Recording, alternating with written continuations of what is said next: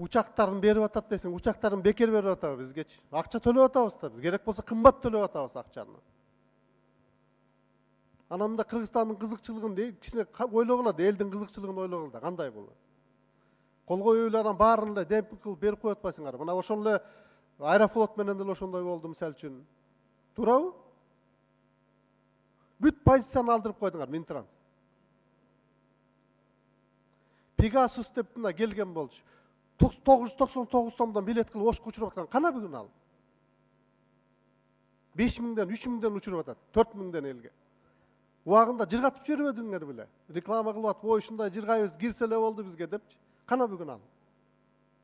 Самолеттор да калбай калды бүгүн. Канча самолеты калды Эйр Манастын бүгүн? Bir самолеты калды бүгүн. Мына жыйынтыгы. Ошолорду кийребиз деп туруп, биздин жергиликтүү отечественный бекемдеш өзүбүздүн авиакомпанияларды банкрот кылдыңар, жок кылдыңар. Азыр эми келип алдырмы? Бирөө калып ал да кетип атат. Жыйынтыгында биз эчтеке жок калып атабыз.